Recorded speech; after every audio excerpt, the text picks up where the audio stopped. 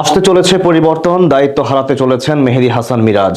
One day দলের অধিনায়ক হিসেবে নতুন কাউকে বেছে নিতে চাইছে তামিম ইকবালের নেতৃত্বাধীন ক্রিকেট বোর্ড।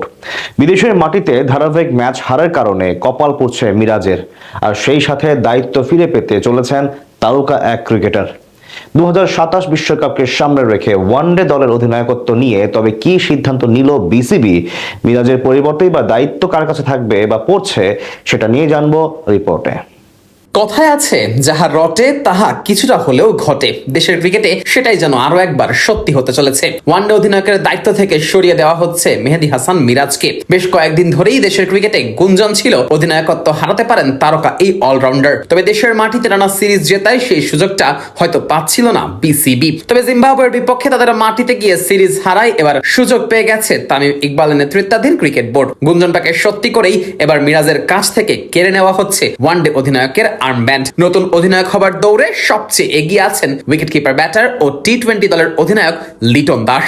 এক বছর আগেই এক অধিনায়ক নীতি থেকে সরে এসে 3 ফরম্যাটে 3 অধিনায়ক খেলানোর পরিকল্পনা করে ক্রিকেট বোর্ড। তখন নাজমুল হোসেন শান্তর কাছ থেকে কেড়ে নেওয়া হয় ওয়ানডে ও টি-20 দলের দায়িত্ব। ওয়ানডে দলের দায়িত্ব দেওয়া হয় মিরাজকে এবং টি-20 দলের দায়িত্ব পড়ে লিটনের কাঁধে। তবে অধিনায়ক হিসেবে শুরু থেকেই কিছুটা ব্যর্থ ছিলেন মিরাজ। শ্রীলঙ্কার মাটিতে নিজের প্রথম অ্যাসাইনমেন্টেই ফেল করেন এই তারকা অলরাউন্ডার। ওয়ানডে সিরিজ বাংলাদেশ হেরে বসে 2-1 ব্যবধানে। তবে পরিস্থিতি একেবারে নিয়ন্ত্রণের বাইরে চলে যায় আফগানিস্তানের বিপক্ষে সিরিজে। আবুধাবির মাটিতে হওয়া সেই সিরিজে আফগানদের কাছে লজ্জাজনকভাবে হোয়াইট ওয়াশ হতে হয় বাংলাদেশকে। এই 2 সিরিজে মিরাজের অধিনায়কত্ব নিয়ে প্রশ্ন ওঠে বেশ। যদিও এরপর ঘরের মাঠে টানা সিরিজ জিততে শুরু করে বাংলাদেশ। গত বছরের শেষ দিকে ওয়েস্ট ইন্ডিজ ও এবছরে পাকিস্তান, নিউজিল্যান্ড ও অস্ট্রেলিয়ার বিপক্ষে ওয়ানডে সিরিজে জয় পায় লাল সবুজেরা। ক্রমাগত এই সাফল্য টিকিয়ে রাখছিল মিরাজের অধিনায়কত্ব। তবে দলনেতা হিসেবে ম্যাচের মাঝে নেওয়া তার সিদ্ধান্তগুলো নিয়ে প্রশ্ন ছিল অনেক। দলের স্বার্থ চিন্তা না করে নিজের গদি বাঁচানোর চেষ্টা করেছেন এমন অভিযোগ আনা হয়েছে মিরাজের নামে। তবে টানা সিরিজ জেতায় তাকে বাদ দেওয়ার সুযোগ পায়নি বিসিবি।